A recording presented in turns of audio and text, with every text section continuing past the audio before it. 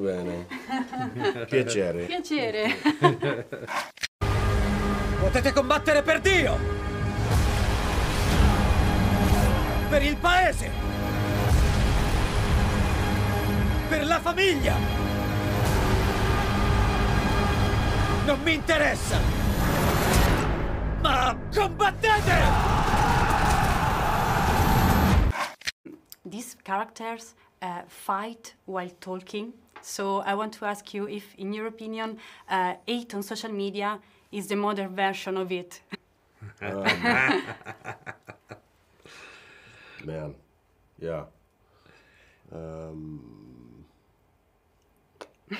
Don't know. I'm not someone who uses social media, so I don't really know. But I do feel that there's all sorts of energies being spent on social media. People are getting themselves very worked up about things and polarizing themselves, and being very reactive, and things spinning back and forth. And you hear stories of kind of violence, things happening because somebody's offended someone on social media. It's a whole world that's. That after initially looking into it, I've chosen to completely avoid. So I don't really know how that works. And I from what I can see, it's a rather toxic thing. And social media is obviously good for spreading messages about movies and things like that. But all of this sort of fighting in social media seems to be a negative thing, a kind of Tower of Babel. And it's also it's anonymous bullying. Yeah. I think that's what is, at least maybe in the archaic version, you would look someone in the eye and tell them what you thought, and now you get to hide behind a computer screen and say whatever you want. And I think there's toxicity in that. Yeah. And hopefully less blood. I hope. Yeah. First, Uhura in Star Trek. Then Wonder Woman, now Elizabeth. You have a difficult relationship with strong women on screen. They are all strong. So, in your opinion, movies, TV shows are changing? How so? Yeah. What do you mean? Because you have constantly co-stars, female co-stars who are strong, independent. Elizabeth is really, she knows who she is. Yeah. She stands for women's rights. So. Yeah, I think there's, I think there's strength in all different versions of being a woman. I'm not a woman, so I don't want to speak for women, but I think of someone like Gal Gadot, who's a mother of 2 young children. She's a wonderful mom. She's also a great actress. The Florence in this film plays a woman who is incredibly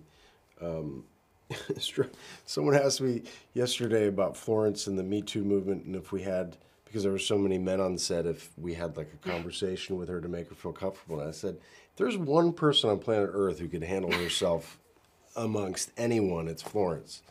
And she would be the first to say if she felt uncomfortable. So I enjoy being around strong women. I think I grew up with strong women. I don't really, that is my model of womanhood, is someone who can be, I don't know. One of the great things about this movie is the relationship between Chris and Florence, Robert and Elizabeth, and the history of this arranged marriage with these 2 people. She was the goddaughter of the occupying King Edward of England, and it shouldn't have been anything more than a marriage of convenience, but it grew into something that was quite strong. And then they were ripped apart, and she was in captivity for many years. And then she stood up for Robert in that period of captivity, and then they returned and raised a family together. It's a kind of almost a fairy tale, happy ever after story, and that's the history of these characters. And it's wonderful for the film, which is quite a male film, to have this really strong female presence and this really lovely romantic arc, which is a true story. In the end, Robert says that he's not king of land, but king of people. Now we have leaders who want to build walls between countries. So how important is his example? It's a good, his example was an old 700-year-old story about someone trying to rid his country of occupation and trying to push back against oppression, and the sort of surrender of his country and create an identity again, and that's very important for his story. The contemporary resonances are so complicated and go and touch so many different things that it's very hard to pin down, I think. Okay, thank you so much. Thank you.